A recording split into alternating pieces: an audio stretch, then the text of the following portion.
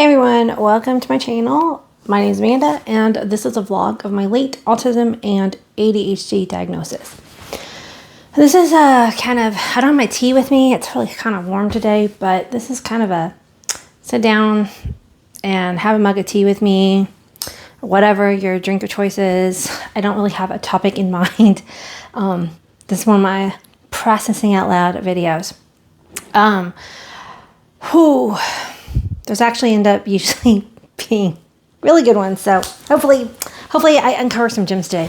So I was just thinking about it. Like, how long has it been since I got my diagnosis? One thing about people with ADHD is something called time blindness. And so while it feels like on one hand, I pretty much just got diagnosed, on the other hand, I'm like, wow, I have changed so much since my diagnosis. And it was really unexpected. So I got diagnosed. I'm like, my autistic brain is like, oh, be very, very exact. But I'm just going to say 1 year, 8 months ago, 8.5 months ago, something like that. We're not going to get into the days. There's something about like precision that just makes my brain super happy. But my ADHD side's like, I don't have time to figure all that out. Forget that. It's a duality of the ADHD autism. But when I was first trying to discover if I was actually autistic, and I vlogged this the whole way through. So if you're new to my channel, you can go back to the beginning of my channel and see like the progression of like my diagnostic journey. I literally thought it was going to be like, oh, this is kind of cool information to have about myself. And I thought my life would continue on like normal. I, at that time, had no idea what the toll of masking takes on a person. How much masking your autism, how much damage it creates, and how much it hides who you are as a person from yourself and the world. And I've said this, like, as anybody knows, I'm one autistic voice. This is my experience. If you have met one autistic person, you've met one autistic person. We do share a lot of similar traits and obviously diagnostic criteria, but we're going to all experience these differently depending on how we grew up and, just being individuals, right? Well, for me, I was completely unaware of my mask. A lot of people have some awareness of their mask. They kind of sort of sense before they're diagnosed autistic that when they're at home, they get to be who they are, but when they're out in the world, they have to like put on a different persona. And so they have some kind of awareness. And I want to reiterate the difference between a neurotypical person who is masking versus an autistic person masking. The autistic mask is a survival thing that the brain does to make you assimilate into society, so that your brain is trying to make it where you don't stand out, because different is dangerous in our society. Anybody who is too different gets made fun of, gets othered, ostracized, sometimes literally beaten up. Just depends on how and where you live, kind of thing. So the autistic brain is really good at pattern recognition, and it's like, ooh, if I do this thing and people make fun of me, I'm never going to do that again. And so it creates a persona, a mask, to make your autistic traits be suppressed. A neurotypical person will mask their personality a little bit depending on who they are or who they are with. So like, they're going to act differently in front of their boss than they are their best friends, but it is done for social gain. It is done as part of society's structure. It isn't a survival thing. It is playing into societal hierarchies. It's a completely different mechanism. Autistic masking is a trauma response, which is one of the biggest differences. So, when you spend, like I did, 40 plus years masking because of a trauma response, being you're different, so every time you do something that's weird or different, you mask, it literally changes your brain. And I've said it before and I'll say it again. It was like I was becoming so much of a shell of a person because my mask didn't allow me to have my own opinions about the world, because if you disagree with somebody, then that could be dangerous. So I would always just kind of like mold myself and become whoever the person I was with needed me to be. I got really lucky that my husband wasn't somebody I really ever needed to mask around. And again, I never knew I was masking. Like, I always thought I was the same person all the time.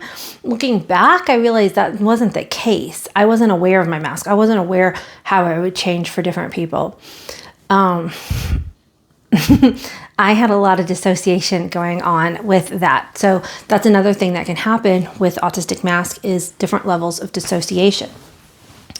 So as I've been unmasking and like coming more into who I really am and should be and creating myself newly, my husband's been right there supportive with me the whole way, which unfortunately isn't the case for a lot of late diagnosed autistic people. They were masked when they met their partner, and then the partner can be struggling with the changes that take place in the autistic person as they are unmasking, and the partner might struggle with like new boundaries that might be needed to be created, because for a lot of autistic people, we really struggle with creating boundaries because, again, for a lot of us, people pleasing is part of our mask. Not everybody, but for a lot of us, different types of people pleasing becomes integrated. And when you start unmasking, you realize that you need to start creating new boundaries in your life. And a lot of the people and partners might be non-responsive to the new boundaries that are being created. Again, luckily for me, my autism diagnosis and unmasking has been in partnership with my husband, and that has been making it so much easier for me to unmask. I haven't gone back and watched, oh, my nose is itching, one of my earlier videos in a while, but I know I have changed so much in the last, again, 1 year and 8 months. Some of the things are just me feeling more comfortably, and I've mentioned in recent videos, with more outward expressions of like who I feel like I am on the inside that I didn't really even have access to. And last week in therapy, I realized that when I was really young, I used to dress really wild, bright, bold colors. And yes, of course, a lot of kids did that, but it was really part of my self-expression. I was known for wearing different colored socks on purpose because like I thought it was cool and funky and weird, and I loved that. And I would do my hair in these like crazy hairstyles, you know, as best as a second grader can do their own hair, but it was my self-expression. And then when my parents got divorced, we had to move from our own socioeconomic class. We were in like the suburbs. We moved inner city into a very, very rich neighborhood. And my mom was a nursemaid to a lady who needed live-in help. And so me and my sister, my mom, we all moved in with this lady, got to live there. But we weren't the same socioeconomic class as all the other kids in the neighborhood. So when I started to go to school, I didn't fit in, and I didn't understand why. And I'm only seeing this now as an adult looking back. At the time, my autistic mask just started kicking into high gear, and I started changing. I became more withdrawn. That was the year I had a bully of a teacher, which obviously probably didn't help things.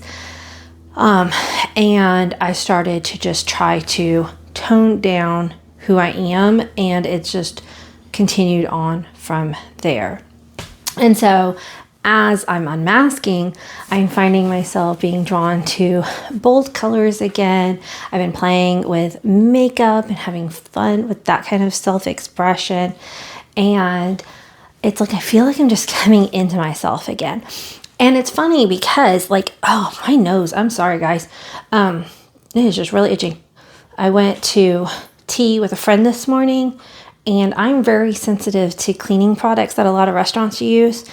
And they're whatever they wipe tables down stuff makes my nose itch. And it takes hours. A lot of autistic people are very sensitive to cleaners and things like that. Anyway, this eyeshadow color palette for my blind viewers today, I have a purple and blue eyeshadow on, and I'm wearing bright teal overalls with a bright white little undershirt. But this eyeshadow palette, I've owned this for 10 years. I know you probably shouldn't use old makeup like that. That's a whole nother conversation. But I pulled it out. But the thing is, every single time I've ever tried to put these colors on before my diagnosis, it's there was something in me that bought it and wanted it. But I'd put it on and go, oh, that looks so ridiculous. And I'd wipe it off. But as I'm coming into myself, I put these bright colors on to go to the comedian Hannah Gadsby. And she's a queer autistic comedian. They are a queer autistic comedian. And I wanted to do a bold makeup. And when I put it on, I was like, it felt like me. It felt like me. And so I've been wearing these bold colors since that day a couple weeks ago. And it's just been super fun. And when I look in the mirror, it's like I can see me again for the first time. I was hidden. And I've always been down in the layers of the mask. I just didn't have access to it. And unmasking has been a very much roller coaster journey. I've had a lot of good days, good weeks, bad days, bad weeks. Trying medications for ADHD has been a very much up and down journey. Having peaks of burnout hit harder. So I've been struggling to put out videos as much. When I first started the channel, I was putting out videos every 2-3 days sometimes. And my perfectionism was still kicked into high gear at that point. And this weekend, I really wanted to put out a video. And my executive functioning was just at an all-time low. I was really struggling to get anything done. And I've been very anxious the last week or two because I thought we'd had a bunch of our medical stuff kind of okay, we're in a good spot. But I got some blood work back from my doctor, and she's asking me to do a bunch more tests. And so I've got to schedule those tests and the anxiety of all of that. And I tried to spend a couple of hours on Friday sorting through that so that I wouldn't have to worry over the weekend. But I didn't get to it. And so I think that was just weighing heavily on me all weekend. as I've been unmasking, I've lost the ability to push through like I used to be able to, which in the end is a good thing for my brain, but it also means I'm not as productive as I used to be. And then I already had tea scheduled with my friend this morning. Hold on, my dog. So I still haven't sat down and tried to make these phone calls. And I realized that it's not all phone calls that I struggle with. Like, I had to call the dentist back this morning, but they had left a message saying that there was a scheduling snafu and da-da-da. And so, like, I knew when I called, I knew exactly what to ask for. I was able to script the conversation. There wasn't really anything unknown or unexpected. And so it was actually a really easy phone call for me to make. And I was like, oh, okay, like, I'm paying attention to these kinds of things right now. I'm like, that one wasn't hard. But calling to schedule these tests is very difficult for me because the doctor was like, you need to call this hospital and ask for these tests. And to my autistic brain, that's not enough information. Like, I want more information. Like, I don't know what I need, but I feel like if I'm calling this number, I don't know. I don't even know what I need. And so I can't even ask for more clarification, right? That's part of the struggle and part of the problem. So I'm just going to have to do it. And I'm either going to fail, but then I'll learn, oh, I need this information, or I'll succeed and I've made this into a bigger deal than it needs to be. But in the meantime, it's not something easy for my brain to want to do. But like, just having this list of tasks that I know I need to get done that have like these kind of like ambiguous parameters around them, it makes it feel like so much pressure and energy goes into that. And those kinds of things can really put me back into that like burnout experience where I'm feeling extremely low energy and like can't get my brain to focus clearly and communicate effectively, and I stutter more. Like, even just thinking about these, I feel like my speech is slowed down more because of how stressful it feels. Even though if I can do it, it may not actually be as hard as I think it is. Like, I don't even know if I'm making any sense. I hope I am. So all that was to say is that, like, there have been parts of unmasking that have been fill me up with joy and excitement, and like I am becoming who I always should have been. There's a little sadness of missed opportunities. Like, if I could have had access to this person years ago, like, how much further would I be in life? But there's also still all the limitations. There's been so much skill regression because of CPTSD and trauma and burnout, literally rewiring my brain. So it's like the good and the bad all together. Another thing, I talked about this a little bit in the last video, is, the friendships that have come and gone, and like people I met before I was diagnosed, and whether or not those friendships have been able to sustain all the changes that I've had. And as an autistic mom with autistic teens, society is still not ready for autistic people. And seeing them struggle with the things that I struggled with as a kid and still being powerless to do anything about it because it's society at large not something that we can control in our own environment. Like, y'all have seen me talk about how much I've struggled with friendships over the course of this vlog. It's something I've been very open with. Seeing my kids also struggle to make and maintain friends is really hard.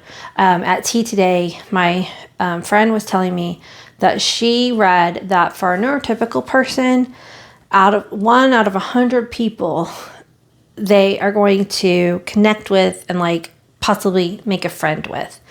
But for neurodivergent people, which we know is a very wide term, but this is the study she read, it's more like 1 in 1,000 people that you're going to connect with. And so my kids, they are, in an online school because that's what works best for their brain.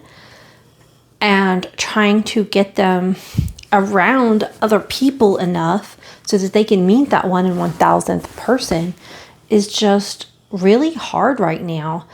And because of their age, a lot of the teenagers that are their same age are like off doing jobs right now, but they're not ready to have a job yet. A lot of times the timeline for an autistic person is slower than it is for a neurotypical person.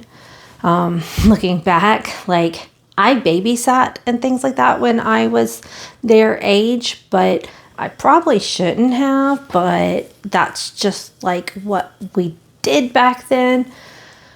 But I remember being terrified of the thought of having to have like a regular job. I ended up working as a summer camp counselor for a couple of summers. But I wasn't able to like do a job and school at the same time. There's no way I would have been capable of that. And I'm glad that financially my family didn't need me to. But a lot of my kids' age are right now like getting a job. So they're meeting people at school or at their work. And a lot of the volunteer places around here, you have to be 18 to volunteer, or you have to have your parent with you, which is fine, but they're wanting some independence from me. So they want to find a volunteer that they don't have to have a parent with. And also, like my son, who is struggling with some chronic illness comorbidities with autism, sometimes signing up for a volunteer, he's not 100% sure how he's going to feel, which is also another reason why it's hard to work, because like you can't commit and then not being able to show up, right? So, we've been doing book clubs and arts and craft clubs and trying to do what we can, but it's just a numbers game, sort of. Try to find the people that you can connect with. And having the information about autism, I think, helps and doesn't help. Like when I was a kid and I struggled to make friends, people didn't understand because I did have people around me. Like I was part of a Girl Scout troop and people liked me.